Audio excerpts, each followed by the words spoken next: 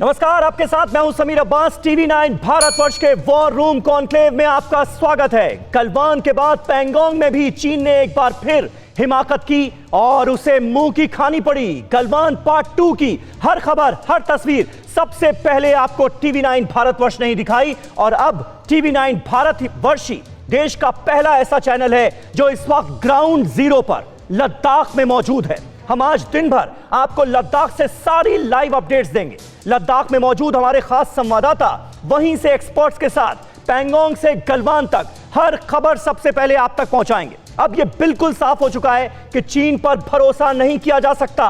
बातचीत में जो कुछ भी हो रहा है उस पर विश्वास नहीं कर सकते। चीन जंग की तैयारी कर चुका है। एलएसी के करीब अपने बम वर्षक विमानों से लेकर टैंकों की खेप तैनात कर चुका है। गलवान में हिंसक झड़प के बाद से ही हम यही कहते रहे और पैंगोंग में चीनी साजिश के बाद एक बार फिर यह साबित हो चुका है। और आइए आज इस वॉर रूम कॉन्क्लेव में हमारे साथ जो खास मेहमान जुड़ रहे हैं उनसे आपका सबसे पहले तारुफ करा दें, जो आज की इस खास पेशकश में साथ होंगे अपने एक्सपर्ट कमेंट्स के साथ।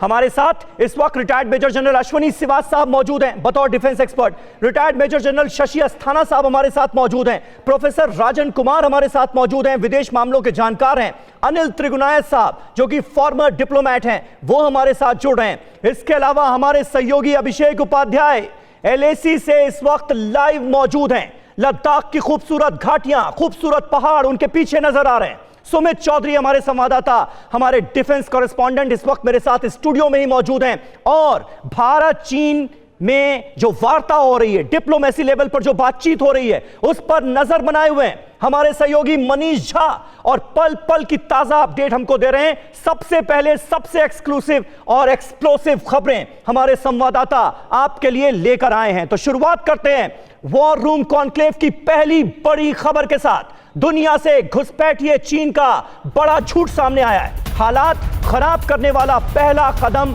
नहीं उठाएगा चीन। ये कौन कह रहा है? ये चीन खुद कह रहा है। फ्रांस में चीनी विदेश मंत्री की शांति दूत वाली बोली जो है वो नजर आई। भारत बॉर्डर पर स्थिरता चाहता है चीन, ये कह रहे हैं चीन के विदेश मंत्री। भारत के साथ सीमा तय न होने से दरअसल समस्या पैदा हुई है, ये कह रहे हैं चीन के विदेश मंत्री। चीन कर क्या रहा है और कह क्या रहा है, कितना बड़ा अंतर है, जमीन आसमान का अंतर है दोनों चीजों में। और वो बात अब बिल्कुल बेपर्दा हो चुकी है। साथ ही साथ चीन ये भी कह रहा है कि हालात अगर खराब होते हैं तो हालात खराब करने की पहल चीन की तरफ से नहीं होगी, क्योंकि भारत बॉर्डर पर स्थिरता चाहता है चीन, ये कहा जा रहा है। लेकिन करतूतें देखिए, काले कारनामे देखिए। गलवान घाटी में मुंह की खाने के बाद एक बार फिर पैंगोंग त्सो में किस तरह से 29 और 30 अगस्त की दरमियानी रात चीन की पीएलए ने घुसपैठ की कोशिश की और उसका मुंहतोड़ जवाब देकर खदेड़ा गया, ये सच अब दुनिया के सामने आ चुका है। लेकिन चीन के विदेश मंत्री की ये जो शांति दूतों वाली बोली है, ये अपने आप में क्या साबित कर रही है, ये हमारे सहयोगी सुमित चौधरी इस वक्त हमारे साथ जुड़ चुके हैं, वो आपको बताएंगे। सुमित, एक तरफ क्या कर रहा है चीन और दूसरी तरफ क्या कह रहा है चीन? देखिए, ये करनी और कहनी में बहुत फर्क है। अगर आप देखें समीर, तो सबसे पहले अगर मैं आपको लेटर दिखाऊं जिसमें चीन ने इन सारी चीजों की बात करी, तो आप पढ़िए चाइना इंडिया रिलेशन। मैं कहूंगा अपनी टीम से कि थोड़ा सा अगर इसको स्टिल कर पाए कि China India relation have recently attract to attention of all the, यानी लगातार firmly safeguard over sovereignty and territorial integrity of border. ये चीन की भाषा है समीर, और भाषा क्या कहती है कि हम इसको आगे नहीं ले जाना चाहते, हम शांति की बात करेंगे। और इसके अलावा द बॉर्डर्स एरिया अगर आप पढ़े इसको, व्हाट आई वांट, ये पूरी की पूरी चीज अगर स्टिल हो पाए तो मैं अपने लोगों से कहूंगा, अपने पीसीआर से कहूंगा कि इसको स्टिल कर पाए और ये दिखाएं आपको कि आखिरकार क्या लिखा है। यानी ये प्रेसिडेंट जिनपिंग और प्राइम मिनिस्टर मोदी की जो बातचीत हुई उसका जिक्र किया गया और ये शांति बहाली की बातें अब चीन की तरफ से की जा रही है समीर। बिल्कुल शांति बहाली की बातें की जा रही हैं और हैरत होती है इस भाषा को सुनकर, क्योंकि ये शांति दूतों वाली भाषा इस्तेमाल करता हुआ नजर आ रहा है चीन। लेकिन उसकी सेना क्या कर रही है शी जिनपिंग की शय पर, वो तो पूरी पूरी दुनिया देख रही है। सीधे एलएसी का रुख करते हैं, अभिषेक उपाध्याय वहां से हमारे साथ मौजूद हैं। अभिषेक, एलएसी से फर्स्ट हैंड इंफॉर्मेशन इस वक्त हमारे दर्शकों को दीजिए, किस तरह की तैयारी की गई है चीन की हर हरकत का मुंहतोड़ जवाब देने के लिए? बिल्कुल, देखिए कुछ अहम चीजें मैं आपको बता दूं। पहली बात तो ये कि चीन को बहुत बुरी तरह मुंह की खानी पड़ी है।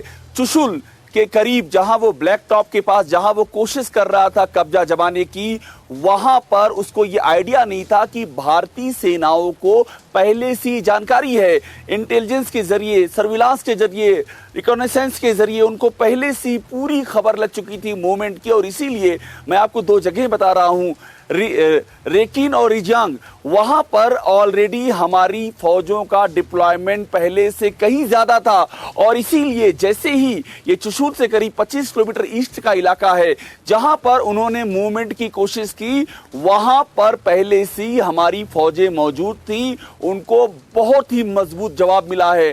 और अभी आलम यह है कि अब उनके सुर बदल गए हैं, अब वो बातचीत की बात कर रहे हैं। और हमारी जानकारी ये भी है, देखिए मैं आपको फिर से दिखा दूं, ये जो चोटियां आप देख रहे हैं, लद्दाख की चोटियां, पूर्वी लद्दाख की, यहां पर एक अहम बात मैं आपको यह भी बता दूं कि उनकी एक बहुत ही इंपॉर्टेंट पोजीशन वो हमारे कब्जे में है। ये भी मैं आपको यहां पहुंच करके फर्स्ट ये बहुत बड़ी बात आप कह रहे हैं अभिषेक। अभिषेक, ये बहुत बड़ी बात आप बता रहे हैं कि उनकी एक इंपॉर्टेंट पोजीशन इस वक्त हिंदुस्तान की फौज के कब्जे में है। मैं चाहूंगा और डिटेल अगर आपके पास है इस बाबत तो जरा शेयर करें, ये बहुत बड़ी इंफॉर्मेशन है। बिल्कुल, देखिए हुआ क्या है कि ये ब्लैक टॉप के पास का इलाका जहां पर वो घुसने की कोशिश कर रहे हैं, उनका ये कहना है कि 8 किलोमीटर वेस्ट में उनका बॉर्डर है। ठीक है, उनकी सीमा पड़ती है, जो कि वो नॉर्थ पैंगोंग त्सो के नॉर्थ इलाके में करते थे कि फिंगर रिज क्रॉस करके 8 किलोमीटर, वैसे उन्होंने यहां कोशिश की।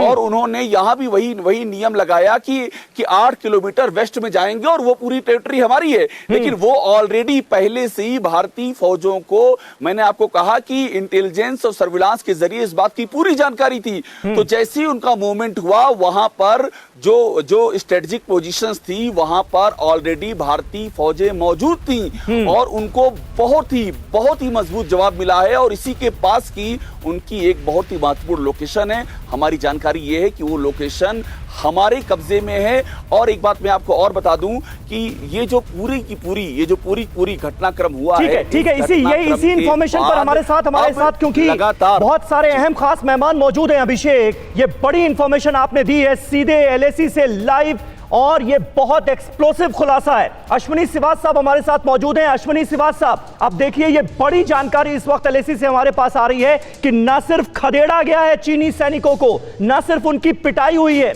उन्होंने जो किया उसके बाद उन्हें सबक सिखाया गया है, बल्कि और पीछे धकेल दिया गया है, उनकी पोजीशन से भी पीछे। और बिल्कुल समीर, सबसे अच्छा एक्शन जो अगर कोई मान सकते हैं कि जो 6 मई के बाद हुआ है, तो ये 2930 की रात को हुआ है। ये एक प्रोएक्टिव एक्शन किया भारत ने। आपको मालूम है नॉर्थ ऑफ पैंगोंग त्सो में फिंगर 5 से फिंगर 8 और उसकी हाइट में चीन अभी भी जमा हुआ है। और कहीं ना कहीं उसकी नजर थी साउथ ऑफ पैंगोंग त्सो। हमारी एक जो ठाकुंग पोस्ट है उसके साथ 2 बहुत बड़े फीचर्स हैं, जिसका नाम है हेलमेट टॉप और ब्लैक टॉप। वो जो है अगर ऑक्यूपाई करता है कोई भी, तो वो डोमिनेट कर सकता है पूरे इलाके को। चुशुल की जो पूरी फील्ड, एयरफील्ड है, चुशुल का आपका गैरिजन है, इसके बाद जो सड़कें जा रही हैं, ले से आ रही है, डेमचौक की जा रही है और दरबुक के लिए तरफ जा रही है। और कहीं ना कहीं ये एक पैंगोंग त्सो को भी आप डोमिनेट कर सकते हो। तो चीन की मंशा थी कि किसी प्रकार से ये हेलमेट टॉप और ये जो ब्लैक टॉप है इसको पकड़ा जाए। और इसको भारत को इसकी खबर थी, भारत के सर्विस और इंटेलिजेंस से पता लगा। इससे पहले चीन कुछ करता, हमारी जो स्पेशल फ्रंटियर फोर्स, जिसको विकास बटालियन बोलते हैं, जिसमें तिब्बतन रिफ्यूजीज के साथ बनाई हुई है, उसने जाके इसको ऑक्यूपाई कर लिया और चीन को खदेड़ दिया वहां से। और हम समझते हैं ये इलाका हमारा है।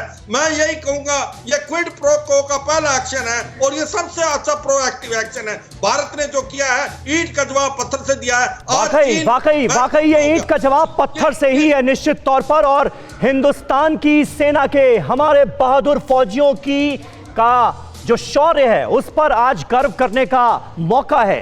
और अनिल त्रिगुनाय साहब इस वक्त हमारे साथ मौजूद हैं। अनिल जी, किस तरह से आप इसे देखते हैं? एक तो हमने अब बढ़त बना ली है, साफ तौर पर लिटरली जो कहा जाए मुंहतोड़ जवाब दिया गया है, लेकिन चीन के विदेश मंत्री के जो सुर बदले हुए नजर आ रहे हैं, जिस तरह से फ्रांस में वो जाकर शांति दूत बनते हुए नजर आ रहे हैं और कह रहे हैं कि नहीं भाई, क्योंकि सीमा का निर्धारण नहीं हुआ है इसलिए ऐसी समस्याएं हो जाती हैं, ये तो बड़ा मामले को हल्का करने की कोशिश कर रहा है अब चीन। देखिए, ये जैसा जनरल अश्विनी कुमार ने बोला, ये एग्जैक्टली वही हुआ है, क्योंकि इस बार पहली बार हम लोगों ने जो चाइना जो है वो हर समय एक सरप्राइज एलिमेंट लगाता है और धोखा करता रहा हमारे साथ में। लेकिन इस बार हमको चूंकि उनके धोखे और उनके सरप्राइज की पहले से ही पता था, तो ये जो हमारी स्पेशल फोर्सेस 62 के बाद में तैयार हुई हैं तिब्बतन्स को लेकर के, उन्होंने जो है वहाँ पे पहले से ही मौजूद थी और इसलिए उन्होंने उनको कर दिया। इससे अब आप अगर देखें, चाइना के जो स्टेटमेंट्स आए हैं उसमें वो अपने आप को एक विक्टिम प्रदर्शन करने की कोशिश कर रहा है और ये हमारी एक, मैं समझता हूँ कि मिलिट्री डिप्लोमेटिक एक तरह की विक्ट्री है इन्हें कि पाकिस्तान, चाइना जो हमेशा से आगे बढ़ के हमारे ऊपर धमकाने की कोशिश करता था, इस वक्त डिफेंसिव एक्शन में है। तो एक बात ये रही। दूसरी चीज़ ये है कि मैं हमेशा से कहता रहा हूँ कि आपको चीन पे कभी ट्रस्ट नहीं कर सकते हैं, चाहे वो कुछ भी बोले, कुछ भी कहे, जब तक के चीज़ ऑन द ग्राउंड वेरीफाई नहीं होती है, एक्चुअली हो नहीं जाती है, तब तक आप चीन के साथ नहीं कर सकते हैं। तो डिप्लोमेटिक जो उनका है वो अपने आप को, क्योंकि सारी दुनिया में आपको पता है कि इस वक्त चीन एक एग्रेसर की तरह जाना जा रहा है, तो उनका एक ये तरह से किस तरह से अपने आप को एक विक्टिम बनाए कि साहब इंडियन फोर्सेस हमारे पास आई, हमारी जगह ले लिया। तो इस तरह की चीज़ों को हमें कंटिन्यू करते रहना है और चीन को डिप्लोमेटिकली हराना है और मिलिटरली वो जानते हैं कि बिल्कुल वो हमारे सीमाओं में नहीं आ सकते हैं आगे। बिल्कुल बिल्कुल अनिल जी बने रहे हमारे साथ। एक और अहम बड़ी खबर इस वक्त की अपने दर्शकों के साथ शेयर करना चाहेंगे। यूएन में चीन पर भारत ने बड़ा प्रहार किया है। यूएनएससी की सुधार प्रक्रिया में चीन को रोड़ा बताया है भारत ने। चीन के रवैये पर भारत ने संयुक्त राष्ट्र को यह खत लिखा है और बिना नाम लिए चीन को कटघरे में खड़ा कर दिया है। भारत ने संयुक्त राष्ट्र के विस्तार की भी मांग की है। यूएनएससी में सुधार एक दशक से लटका हुआ है, ये भारत ने साफ तौर पर यूएन को बता दिया है और चीन का नाम लिए बगैर भारत पर निश्चित तौर पर यह बहुत कड़ा प्रहार है। सुधार के रास्ते में चीन को सबसे बड़ा रोड़ा बता दिया गया है, करार दिया गया है। हमारे साथ इस वक्त अभिषेक उपाध्याय मौजूद हैं सीधे एलएसी से और मुझे स्क्रीन में उनके साथ खड़े आदित्य राजकौल भी नजर आ रहे हैं जो कि सीनियर जर्नलिस्ट हैं, भारत चीन संबंधों को बखूबी समझते हैं, और संजय सॉय साहब भी हमारे साथ मौजूद हैं। लेकिन अभिषेक, निश्चित तौर पर यह अपने आप में गजब बात है कि एक तरफ चीन ये कह रहा है कि हम तो शांति बनाए रखने के लिए प्रतिबद्ध हैं, चीन के विदेश मंत्री का जो बयान है, और दूसरी तरफ पैंगोंग त्सो इलाके में, वो इलाका जहां कोई विवाद नहीं था, वहां पर भी नया बखेड़ा, नया विवाद खड़ा करने की कोशिश की गई। तो दोनों बातें बिल्कुल जुदा हैं। बिल्कुल समीर, और देखिए आदित्य हमारे साथ जुड़े हुए हैं और आदित्य से इस बारे में बात करना बहुत जरूरी हो जाता है। आदित्य, देखिए हम लोग लद्दाख में यहाँ मौजूद हैं, ये जो बात हो रही है कि नॉर्दर्न इलाके में वहां तो सिर्फ पेट्रोलिंग होती थी, फिंगर एरिया में सिर्फ पेट्रोलिंग होती थी, यहां पर तो पूरी तरह से भारतीय फौजें डोमिनेट करती थी दक्षिणी इलाके में। यहां घुसने का क्या आपको आशय समझ में आता है? जहां पर भारतीय फौजें डोमिनेट कर रही हैं, उनको पता है कि भारतीय फौजें हैं, उनको पता है कि हमारी वहां पर पोस्ट है, वहां घुसने का क्या मतलब समझ में आता है आपको? देखिए अभिषेक, आप भी यहाँ से 3-4 हफ्ते से रिपोर्टिंग करते आए हैं जब गलवान घाटी की घटना घटी, और मैं भी जिस निशांत हैं और बाकी लोग हैं उनके साथ भी डिस्कशन कर रहा था कि चाइना के जो मंसूबे हैं वो धीरे धीरे सामने आएंगे। चाइना ओवरनाइट कुछ नहीं करने वाला है, और जैसे कि हम यहाँ पर लद्दाख पर ऑन ग्राउंड रिपोर्ट लोगों को बता रहे हैं कि कैसी स्थिति बनी है, जो परसों रात की भी घटना है उसमें ये साफ होता है कि चाइना का जो परस्यूट है एनेक्स करना है, इंट्रूजन करना है, ये 2012-2013 से हो रहा है। ये चाइना ड्रीम है शी जिनपिंग की। तो हमको ये ओवरऑल कॉन्टेक्स्ट में समझना पड़ेगा, और हमें ये नहीं लगता कि चाइना अगर बोल दे कि नहीं हम ऐसा नहीं करेंगे, हमें म्यूचुअल कंसेंसस होगा, पंचशील जैसा जो अग्रीमेंट हुआ था वो फिर से माना जाएगा, ऐसा नहीं होने वाला है। चाइना को हम ट्रस्ट नहीं कर सकते, और मुझे लगता है भारत सरकार और जो प्राइम मिनिस्टर नरेंद्र मोदी हैं वो बिल्कुल ये समझ पाए हैं कि अब जो है ये चाइना के साथ जो टैकल करना है ये अलग तरीके से टैकल करना है। जैसे आप वहां पर एरिया की बात कर रहे थे, बिल्कुल, हमारा वहाँ पर डोमिनेंस रहा है, लेकिन कुछ एक पीक्स हैं जहाँ पर ग्रेजुअल पेट्रोलिंग होती थी, उनकी तरफ से भी होती थी, हमारी तरफ से भी होती थी। लेकिन यहाँ पर ऐसा हुआ कि चाइना के मंसूबे थे एक पीक को कब्जा करने का। बिल्कुल, वो जो है पहले से आंक लिया इंडियन आर्मी ने और बाकी फोर्सेस ने, और वो जो है पूरी तरीके वो से capture ब्लैक कर लिया। टॉप पर काबिज होकर के वो यही चाह रहे थे कि दूसरा गलवान बना दिया जाए कि हम यहाँ काबिज हो गए, अब नेगोशिएट करो हमसे।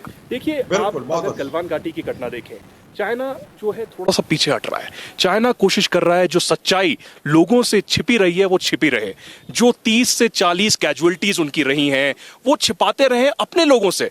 कौन सा ऐसे विश्व भर में मुल्क होगा जो अपने ही शहीदों को बिल्कुल नाम नहीं देता? ये बहुत बड़ा सरप्राइज एलिमेंट मिला है जो इनको मिला है दक्षिणी किनारे पर, जिस तरह से इनको ढकेला है, ये इनके लिए बड़ा सरप्राइज एलिमेंट। ये इनको उम्मीद नहीं होगी कि ऐसा इनके साथ हो जाएगा। देखिए, उम्मीद तो बिल्कुल नहीं थी, बहुत बड़ा झटका लगा है। गलवान वाली में भी झटका लगा है। बिहार रेजिमेंट में जो उनको वापसी कार्रवाई की बहुत ही लाजवाब थी। हर चीज डिस्कस नहीं होती है मीडिया में। दूसरी बात, गलवान वैली हम डिस्कस करते रहे हैं, लेकिन आपको और मुझे पता है पैंगोंग सो का जो इलाका है वो स्ट्रैटेजिकली बहुत इंपॉर्टेंट है, not just for tourist. Tourist तो वहां जाते ही थे, टूरिस्ट को पता है, 3 इडियट्स फिल्म की वजह से भी पता है, लेकिन वहां पर स्ट्रैटेजिकली बहुत इंपॉर्टेंट है। और वो क्या कर रहे हैं, वो लेक पे भी कब्जा करना चाहते हैं, शोर पे भी कब्जा करना चाहते हैं और धीरे धीरे आगे बढ़ना चाहते हैं। हाइट डोमिनेट करने के बाद इधर का जो हमारा पूरा रूट है वो उनकी निगाह में आएगा, वो उनकी नजर के दायरे में। देखिए, अभी तक हम देखा जाए तो जैसे लोगों को पता है, अभी हमारे पीछे लद्दाख है, यहाँ से करीबन 600 किलोमीटर दूर पैंगोंग है जहाँ पर ये घटना घटी है। और मैं लोगों को ये साफ बता दूं कि इंडियन आर्मी हो, आईटीबीपी हो, बहुत ही मुस्तैदी से वहाँ कामयाबी पे जुटी हुई है। और दूसरा, स्ट्रैटेजिक डोमिनेंस हमारा है वहाँ पर, अभी भी काबिज है। और हमने बहुत बड़ा चकमा जो है चाइना को दिया है। जो वो कब्जा करने वाले थे, ओवरनाइट उनका ड्रीम था कब्जा करने का, वो विफल कर दिया पूरी। समीर, देखिए आदित्य जो बता रहे हैं वो हकीकत है। यहाँ पर लद्दाख में आकर के ये बात एकदम साफ हो जा रही है कि ये जो हाइट्स है यहाँ पर हमारा एडवांटेज है। और इस बार जो हुआ है उसने ये साफ कर दिया है कि गोगोरा में अब क्या होने वाला है, अब हॉट स्प्रिंग में क्या होने वाला है, अब उन दूसरी जगहों पर देपसोंग में क्या होने वाला है जहां पर चाइना कोशिश कर रहा है, वहां क्या होने वाला है, अब ये भी साफ दिखाई दे रहा है। बिल्कुल बिल्कुल, तमाम एक्सक्लूसिव और एक्सप्लोसिव खबरें इस वक्त सीधे एलएसी से TV9 भारतवर्ष पर आ रही हैं। पल पल की अपडेट सबसे पहले कल से ही हमारे दर्शकों को यहां मिल रही है। और देखिए, हमारे एक और सहयोगी इस वक्त पहुंच चुके हैं श्रीनगर लेह हाईवे पर। इस हाईवे को बंद किया गया है आम लोगों के लिए। यहां से क्या अपडेट है ये भी आपको देंगे, लेकिन इस बीच एक और बड़ी खबर। आज फिर भारत चीन के ब्रिगेडियर कमांडर लेवल की बैठक होगी। चुशूल में मिलेंगे दोनों देशों के सैन्य अधिकारी। बैठक में भारत चीन की घुसपैठ का मुद्दा उठाएगा। ऊंची चोटियों पर चीन ने की थी घुसपैठ की कोशिश, यह साफ है। पैंगोंग में पीएलए को भारतीय सेना ने खदेड़ा है, मुंह की खानी पड़ी है। और बड़ी बात यह कि उनकी एक इंपॉर्टेंट पोजीशन भी इस वक्त भारतीय सेना के कब्जे में है। तो ऐसा हो जाएगा ये सोचा भी नहीं होगा पीएलए ने। आज जो कमांडर लेवल की बातचीत हो रही है, सुमित चौधरी हमारे साथ मौजूद हैं। सुमित, क्या उम्मीद की जाए इस बैठक में आज क्या होने जा रहा है? एक चीज बिल्कुल साफ है समीर कि भारत की तरफ से यह बता दिया गया था कि आपकी मोबिलाइजेशन एकाएक इन इलाकों में जो आपकी कॉन्स्पिरेसी थी, खास तौर पे ब्लैक टॉप और हेलमेट टॉप को कैप्चर करने की, वो भारत ने पकड़ ली। हालांकि चीन का दावा यह है, चीन लगातार यह कह रहा है समीर कि भारत यहां से हटे वरना दोनों के रिश्तों में और तलखी बढ़ेगी। लेकिन तलखी समीर पहले ही बढ़ चुकी। आपको याद होगा कि जब फिंगर 4 के रिज से भारत ने हटने के लिए चीन को कहा था, अब तक चीन उन इलाकों से नहीं हटा। चीन को यह लगता है कि अगर वो एक डोमिनेटिंग पोजीशन पे बना रहेगा तो भारत को दबा सकता है, भारत से नेगोशिएशन कर सकता है अपनी शर्तों पर। लेकिन अब वाली सिचुएशन के अंदर यह साफ है कि भारत की जो सिचुएशन है, जो पोजीशनिंग है, खास तौर पर साउथ बैंक में पैंगोंग के, वो इतनी ज्यादा मजबूत हो गई है वो कि अंदर डीप कट कर सकती है चीन को। आप डीप कट का मतलब समझिए कि अंदर तक घुसकर चीन को नुकसान पहुंचाने वाली पोजीशनिंग। और ये ना सिर्फ पोजीशनिंग आपके लिए इंपॉर्टेंट इसलिए होती है कि आप वहां से दुश्मन की हर मूवमेंट देख सके, बल्कि अगर आपकी ऑपरेशनल कैपेबिलिटीज को भी बहुत ज्यादा मजबूत कर देती है। समीर, बिल्कुल सुमित, बने रहे हमारे साथ। एक बार फिर हम एलएसी का रुख करेंगे। वहां से हमारे एक और defence expert retired major general Sanjay स्वाय इस वक्त मौजूद हैं। स्वाय साहब, मैं आपसे जानना चाहूंगा, अब ये जो स्थितियां नजर आ रही हैं गलवान घाटी से, हमें साफ लग रहा है जिस तरह की खबरें आ रही हैं गलवान घाटी से पैंगोंग त्सो तक, हालात बिल्कुल जुदा नजर आ रहे हैं। पैंगोंग त्सो में मुंह की खानी पड़ी है चीन को, और शायद इल्म भी नहीं था कि ऐसा रिएक्शन हिंदुस्तान की तरफ से होगा। अब एलएसी पर क्योंकि आप इस वक्त मौजूद हैं, चीजें किस तरफ बढ़ती हुई नजर आ रही हैं सर आपको? समीर, पहले तो मैं टीवी9 का धन्यवाद करूंगा कि आज ये ग्राउंड जीरो से जो रिपोर्टिंग का मजा है ये अलग ही है जी। और दूसरी बात ये है कि आज भारत की जो सोच है ये दर्शाती है, प्रोएक्टिव सोच है कि चीन इससे पहले कब्जा करे, आज हमने उसके ऊपर कब्जा कर लिया। जैसे हमने उसको भांपा, जबकि वो पूरी प्लानिंग करके आ रहे थे, रात को उन्होंने प्लान किया हुआ था, उनके J-20 तैयार थे, लेकिन भारत की सेना इतनी अलर्ट, इतनी सजग थी और इंटेलिजेंस से खबर मिलकर तुरंत ही एक्टिव कार्रवाई हुई और जिसको कहते हैं प्रीएम्प्ट कर दिया। इससे पहले वो कब्जा करे, हमने कब्जा कर लिया। आज चाइना डिफेंसिव मोड में हो जाएगा, रिएक्टिव मोड में हो जाएगा और उसको समझ नहीं आ रहा होगा कि भारत की किस प्रकार से ये अलग आक्रामक सोच हो चुकी है। समीर, बिल्कुल बिल्कुल संजय सॉय साहब, और आपने कहा धन्यवाद, हम भी आपका धन्यवाद कहना चाहेंगे। और निश्चित तौर पर यह हमारे दर्शकों के लिए भी बिल्कुल अलग तरह का एक्सपीरियंस है। जिस तरह से मेजर जनरल संजय सॉय इस वक्त एलएसी से मौजूद हैं और वहां से अपडेट दे रहे हैं, एक्सपर्ट कमेंट्स दे रहे हैं। इससे पहले आपने डिफेंस एक्सपर्ट्स को देखा होगा स्टूडियो में बैठे हुए, अपने घर से लाइव हमारे साथ कनेक्ट होते, लेकिन सीधे एलएसी से इस वक्त हमारे डिफेंस एक्सपर्ट लाइव हमारे साथ मौजूद हैं और वहां से एक्सपर्ट कमेंट्स दे रहे हैं। हम सब के लिए यह बिल्कुल नया एक्सपीरियंस है जो टीवी9 भारतवर्ष आपके लिए लेकर आया है। शशि अस्थाना साहब हमारे साथ यहां पर मौजूद हैं। शशि अस्थाना साहब, अब क्योंकि कमांडर लेवल की बातचीत भी हो रही, क्या उम्मीद आप कर रहे हैं सर कि बातचीत के जरिए कुछ चीजें आगे बढ़ेंगी क्या? और इसी में मैं जोड़ दूं, चीन का जो मौजूदा रुख नजर आ रहा है, जिस तरह से चीन के विदेश मंत्री फ्रांस में हिंदुस्तान के लिए शांति दूत बनते नजर आ रहे हैं।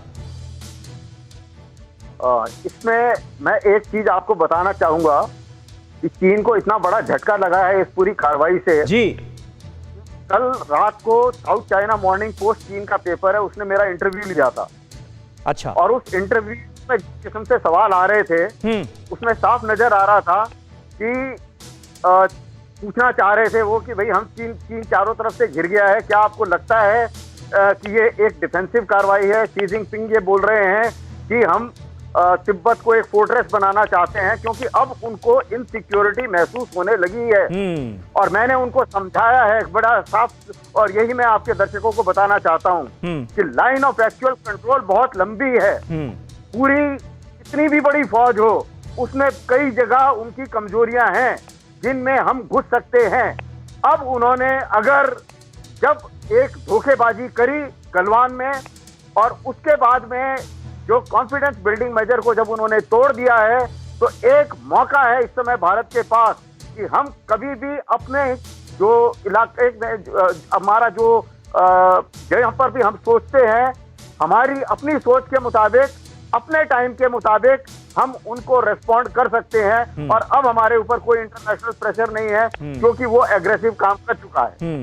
दूसरी बात, कई एनालिस्ट ने भी बोला कि ये जो उनकी बातचीत के ऊपर मैं नहीं देख समझता कि कोई भरोसा करने वाली बात है। सही बात है। अब क्योंकि वो घिर गए इसलिए वो अपने शांति दूत जगह जगह भेज रहे हैं और शांति की बातचीत करने की कोशिश कर रहे हैं। लेकिन जब तक वो स्टैंड ऑफ पोजीशन से 20 अप्रैल की पोजीशन पर नहीं पहुंच जाते, तब तक उनकी जो शांति की बातचीत है उसका कोई मतलब नहीं है, उसका कोई औचित्य नहीं है। बिल्कुल बिल्कुल, उन्हें वापस उस पर जाना ही पड़ेगा। बिल्कुल जाना ही पड़ेगा और ये बात चीन को बखूबी पता है, सिर्फ टाइम बाइंग की कोशिश हो रही है। ये बिल्कुल साफ संकेत है, कड़ा मैसेज है कि आपको पीछे हटना पड़ेगा। और खास तौर पर पैंगोंग त्सो इलाके में जिस तरह से चीन की हिमाकत का जवाब दिया गया है, करारा जवाब, मुंह तोड़ जवाब, उसके बाद तो अब और ज्यादा दबाव जो है वो चीन पर बन गया है। प्रोफेसर राजन कुमार साहब, किस तरह से इस पूरी स्थिति को आप एनालाइज करेंगे? और कल ही हम ये बात कर रहे थे कि जैसे को तैसा टिट फॉर टैट की पॉलिसी चीन के लिए अब अपनानी पड़ेगी, और पैंगोंग त्सो से जो जानकारियां आ रही हैं वो इसी ओर इशारा कर रही हैं कि ऐसा ही हुआ है, जैसे को तैसा ही मिला है इस बार। जी, इसमें कोई शक नहीं कि भारत बिल्कुल तैयार है और भारत को अपनी जो सेना है हर एक जगहों पे तैयार रहना पड़ेगा, क्योंकि भारत को पता था कि चीन इस तरह की चीज दूसरी जगहों पे भी कर सकता है। बात चल रही थी कि हिमाचल में हो सकता है, अरुणाचल में हो सकता है, सो जहां भी हमारे वल्नरेबल पॉइंट्स है उसको कर सकता है। लेकिन मैं एक टेक्टिकल पॉइंट के अलावा एक जियोपॉलिटिकल और एक स्ट्रेटेजिक पॉइंट की बात करूंगा। चीन बहुत सारे जगहों पे वो अपना प्रेशर पॉइंट बनाकर रखना चाहता है, क्योंकि चीन को पता है कि अभी शंघाई कोऑपरेशन ऑर्गेनाइजेशन की मीटिंग होने वाली है जिसमें भारत और चीन दोनों शामिल होंगे। फिर वहां ये फॉरेन मिनिस्टर की मीट होने वाली है, डिफेंस मिनिस्टर की मीट होने वाली है। तो इन सारे मीटिंग से पहले चीन भारत पे दबाव बनाना चाहता है, ताकि अगर निगोशिएशन दोनों देशों के बीच में हो तो वह अपने तरीके से अपने टर्म्स पे निगोशिएट कर पाए। इसीलिए आप देखेंगे कि भारत पे कई जगहों पे वो दबाव बनाने की कोशिश कर रहा है, क्योंकि अगले 2 सप्ताह में कई मीटिंग्स एससीओ और ब्रिक्स के ये प्लान है, जिसमें कि हमारे डिफेंस मिनिस्टर और फॉरेन मिनिस्टर दोनों मिलने वाले हैं और मॉस्को में मिलने वाले हैं, कुछ वर्चुअल मीटिंग्स हैं। तो और फिर अक्टूबर में तो फाइनल समिट मीटिंग होगी। तो चीन भारत पे दबाव बनाना चाह रहा है ताकि वो अपने टर्म्स पे भारत के साथ निगोशिएट कर पाए। ठीक है अस्थाना साहब, मैं आता हूं आपके पास। एक ब्रेकिंग न्यूज और आ रही है हमारे पास, वो अपने दर्शकों के साथ शेयर कर ली जाए। ग्लोबल टाइम्स के एडिटर हू शिजिन ने ट्वीट किया है, और वो ट्वीट पर क्या लिख रहे हैं? 1962 का बदला लेना चाहता है भारत, ये कह रहा है ग्लोबल टाइम्स का एडिटर। ग्लोबल टाइम्स यानी वो अखबार जो कि एक तरह से चीन की सरकार का माउथपीस माना जाता है, पिट्ठू माना जाता है। भारत 1962 में खोई जमीन वापस चाहता है। चीन की सेना भारत के हमले के लिए तैयार है, ये कह रहे हैं ग्लोबल टाइम्स के एडिटर।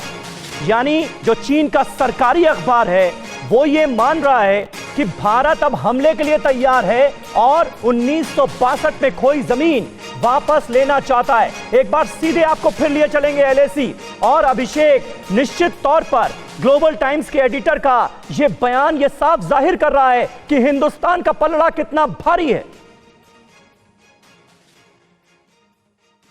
बिल्कुल भारी है। और देखिए समीर, यही उनका डर है। आदित्य मेरे साथ हैं, आदित्य को बड़ा तजुर्बा है इन इलाकों में खासतौर पर रिपोर्टिंग करने का, हमने साथ में भी रिपोर्टिंग की। आदित्य, ये जो हाइट्स है, इस हाइट्स का भी डर है। यहां पर जो हमारी लड़ाकू विमान हैं, जो पेलोड, जिस पेलोड के साथ में और जिस ईंधन के साथ में उनकी एयर डोमिनेंस है, उनके नहीं टिकते हैं। इस हाइट्स में हम उनके आगे, ये वो जानते हैं, हाइट्स में हमसे हमारे बराबर नहीं है, जमीन पे मात खा चुके हैं। यही छटपटाहट है, यही जो साइकोलॉजिकल वॉरफेयर कर रहे हैं, इसी का डर है ये। देखिए अभिषेक, जैसे आपने रिपोर्टिंग की बात की, 2013 में मैं यहाँ पर आया था। 2013 में मैं चुशूल गया, जहाँ पर ये घटना घटी पैंगोंग पे, और चुशूल पे ही एग्जैक्टली ये सारी घटनाक्रम हुआ है।